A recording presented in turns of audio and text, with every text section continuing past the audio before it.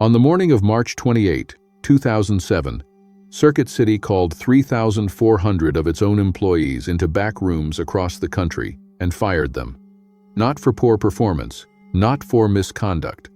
They were fired for being paid too much, and they were paid too much because they were good at their jobs. The company called it wage management. 20 months later, Circuit City didn't exist. When people tell this story, they blame Best Buy, or they blame the 2008 financial crisis. Both were real. Neither one pulled the trigger. This is how a 60-year-old company once ranked the single best-performing stock in a famous book about great companies cut its own throat, trying to save a few dollars an hour. Not financial advice, just what actually happened, on the record. Start in 1949, Richmond, Virginia. A New Yorker named Sam Wurtzel was in town when he learned the South's first commercial television station was about to go on the air. Almost nobody in Richmond owned a television yet. Wurtzel decided he'd be the one to sell them.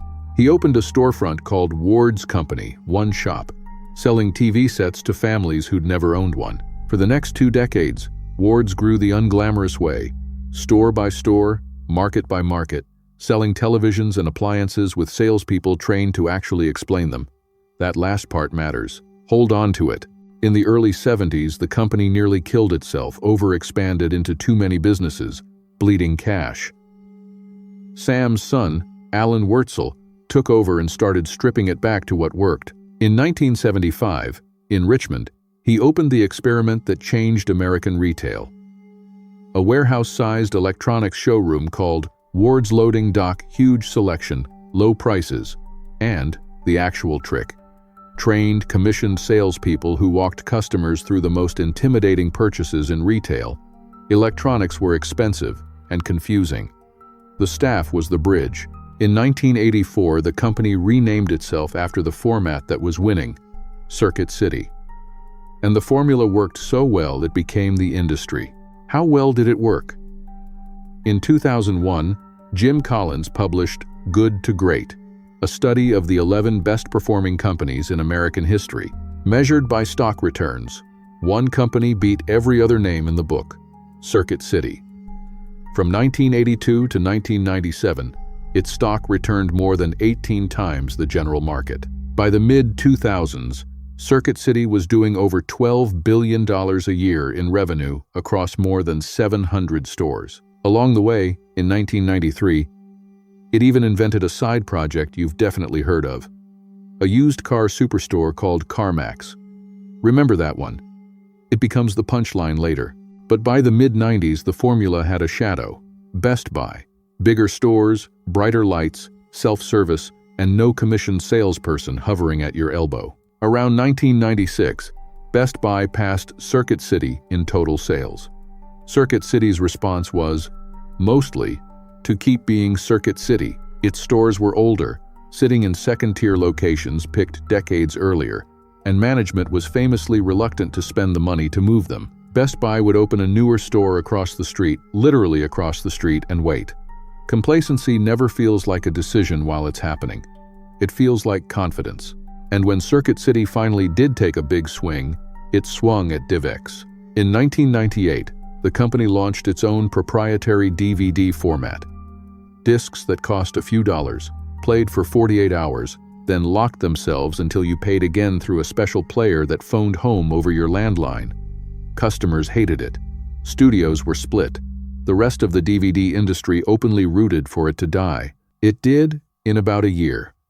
Circuit City wrote off more than $100 million. A company built on explaining technology to ordinary people had built the one product nobody could explain. Then the cutting started. In 2000, Circuit City walked out of the appliance business entirely, the repeat purchase traffic it had been built on since the 50s, and handed it to the competition. Then, in February 2003, something more radical. It fired all 3,900 of its remaining commissioned salespeople. In one day, they were replaced with fewer, cheaper, hourly employees. Understand what that was. The sales force wasn't some legacy cost center. It was the differentiator the entire Superstore model had been invented around. 2003 was the first swing of the axe at it. 2007 would be the second. By 2006, the company had a new CEO, Philip Schoonover, an executive hired away from, of all places, Best Buy. And there was money circling.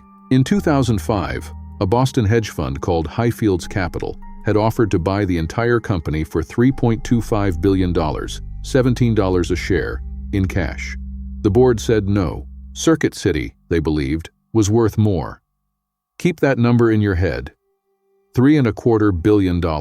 That's what someone was willing to pay for Circuit City roughly 3 years before it was worth nothing.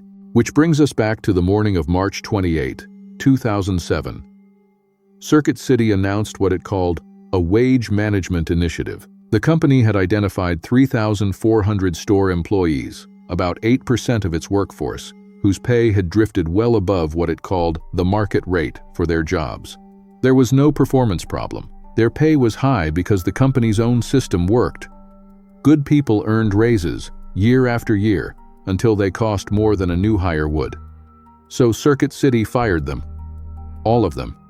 That day, and then the detail everyone remembers. The fired workers were told they were welcome to reapply for their old jobs after 10 weeks at the new, lower pay. The plan was projected to save more than $100 million a year. Wall Street barely blinked.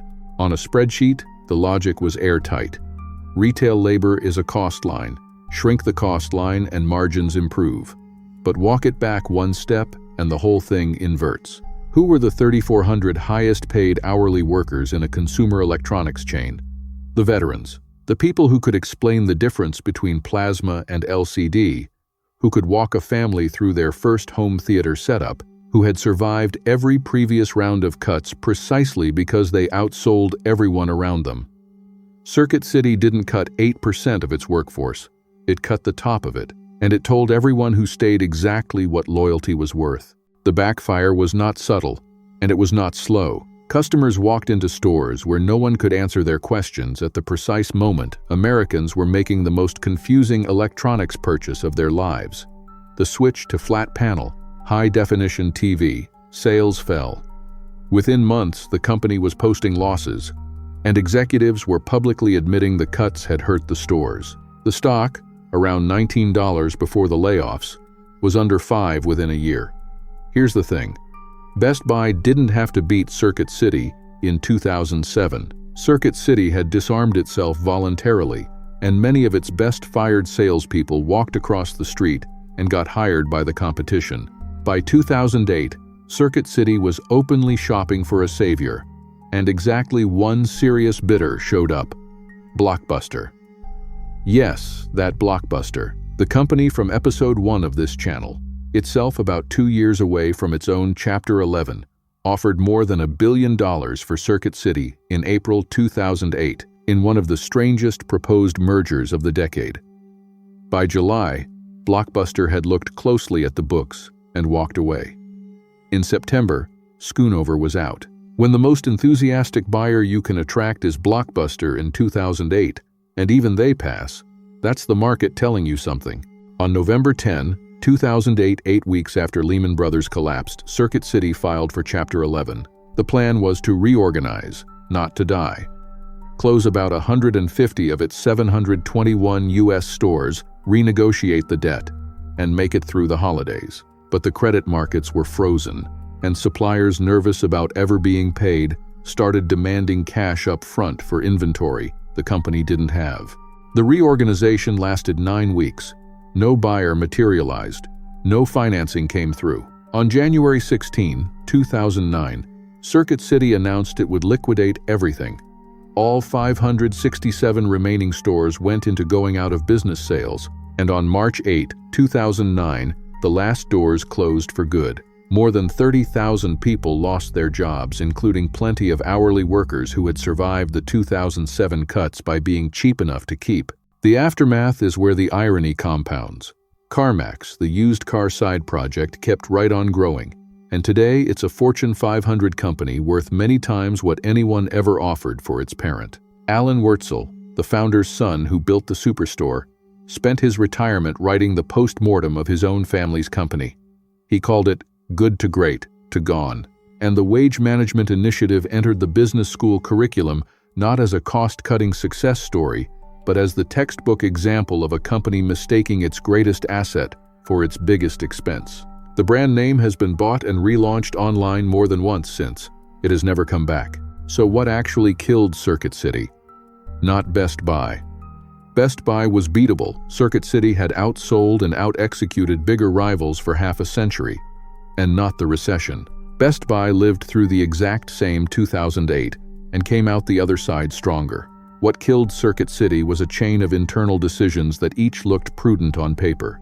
Exit appliances, fire the commissioned pros, turn down $3.25 billion, and finally fire your 3,400 best people for the crime of being worth more than a spreadsheet said they should cost. Every company claims its people are its greatest asset.